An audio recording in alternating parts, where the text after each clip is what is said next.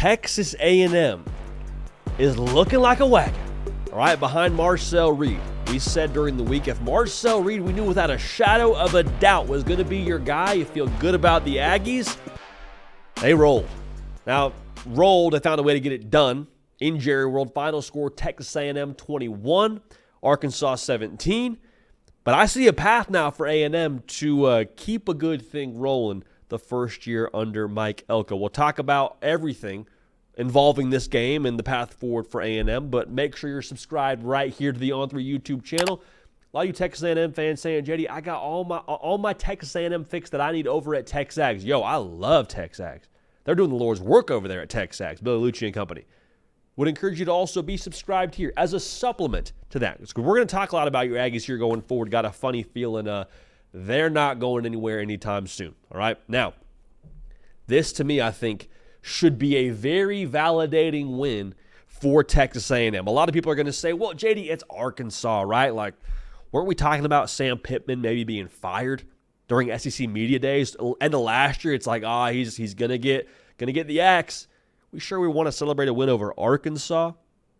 The reason why I think that's, maybe makes them even more dangerous is because, like, they're a team that had a little bit of house money to them, is the way that it felt to me. They're out there playing with a little bit of an edge to them. And they're coming off a big win over Auburn, got some belief, got some mojo, opportunistic defense. A&M coming into this game, meanwhile, having played not all that stellar against Bowling Green, so you're maybe like, okay, we'll see where we're at here. That's kind of poisonous whenever you play well enough to lose but still win.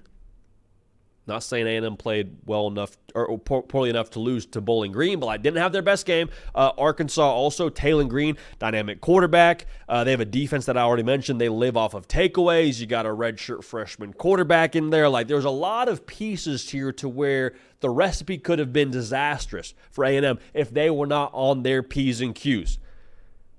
Also, Arkansas, they're going to run the freaking football. And A&M's defense answered in a major way in that sense. Held them to 100 yards on the ground. Jaquindon Jackson only having 37 yards with a long of 11. That's big time. That's big time. And it felt to me now like this is what you, I don't know if this is like all the way what you signed up for, but this is what you can come to expect from a Mike Elko coached football team. Structurally sound, disciplined, gritty, find a way kind of team. That was what this game was. And I think that's, you hang your hat on that, most notably on the A&M defense, man.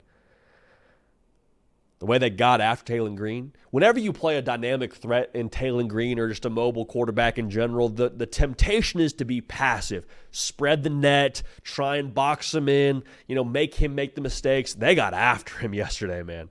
They got after him. Forced the interception, forced three fumbles. Two of them were lost by Taylon Green. Were able to get 3 sacks, or excuse me, not 3 sacks. 3 sacks from the Arkansas or from the A&M defense. 10 tackles for a loss. Like, they were swarming to the football.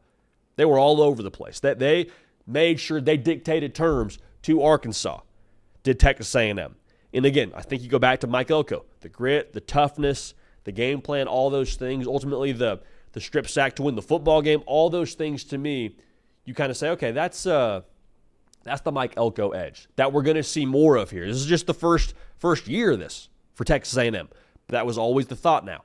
A lot of talent, not a rebuild, more so a reboot. And I think, honestly, if you're an A&M fan, you feel very encouraged about this going forward because of what you saw in this game against Arkansas defensively. Now, I think the Notre Dame game is going to be a blemish, and hopefully it doesn't end up being the difference maker for you if you're Texas A&M. But like, you see who this team is offensively and who they're evolving into under Marcel Reed.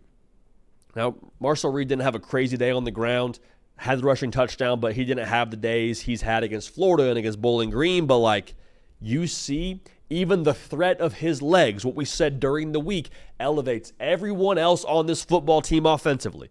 One, this is how Colin Klein wants to call the offense. 2, you saw Le'Veon Moss just eating greedy yesterday. I mean, he had a day and a half on the ground, over 100 yards. He had that success, in my opinion, because of the look that Marcel Reed dictates to the defense. I mean, you go back and watch that. There are multiple times where you catch linebackers flat-footed during the mesh point because they're worried 10 could tuck it and run and get around the corner. And when that's a concern for you and you have to hesitate, you give Le'Veon Moss an extra half second to get downhill. Like, that's advantage number 8 every single time. That's going to benefit him every single time. Also in the pass game, not just the ad-lib stuff, but in the way that you have to play Texas A&M now defensively. Noah Thomas getting loose yesterday. Good to see that. Like, the way it puts a defense off balance, this is who Texas A&M, I think, is growing into. A team where you, quite frankly, have a lot of different things you have to be worried about with him playing quarterback. I want to be careful how I say this because I'm not trying to dunk on Conner Weigman, but I think we all, from what we've seen from Marcel Reed, have a good gauge for where Texas A&M is headed. They're evolving one direction. Multiple offense, dynamic offense. They're not that with Conner Weigman at quarterback. They're not. And again, it's not me trying to be down on Conner Weigman, but I think with Marcel Reed, what I would say is you have a power source at quarterback. You have a guy who not just needs to get it to playmakers, because I think there's playmakers needing to see the football, but like you have a true playmaker in himself at quarterback. You have a guy who can go up the X's and O's, a guy who can make the difference for you on 3rd and 4. You're not just hoping someone gets open, someone separates, and that you got enough running the football from your running back to ultimately get the right picture in the pass game. You have a guy who can real deal make the play for you himself now. And the defense knows can make the play for you himself. And because they're concerned about him making that play, it allows everybody else to have less attention so they can make the play. Again, the high tide that raises all boats is Marcel Reed as the quarterback for A&M. I know it's scary. I know it's a redshirt freshman and you're not sure because Conner Weigman had all this hype and he was a highly touted recruit. But like I'm just telling you now, Marcel Reed is the direction you're going forward here at A&M. Not down on Weigman, just quite frankly, your situation dictates your answers. The situation is you need a power source at quarterback. I like the skill players. I like them a lot more when they have less attention because of what you have at quarterback. I like your running game. I like it a lot more with Le'Veon Moss having more attention divided among that backfield because you're worried about Marcel Reed. So going forward here now, they have a huge statement opportunity against Missouri. I'll say this, I'm in on A&M. I am in. Wanted to see if Marcel Reed is going to be the guy going forward here, but like I am in on A&M.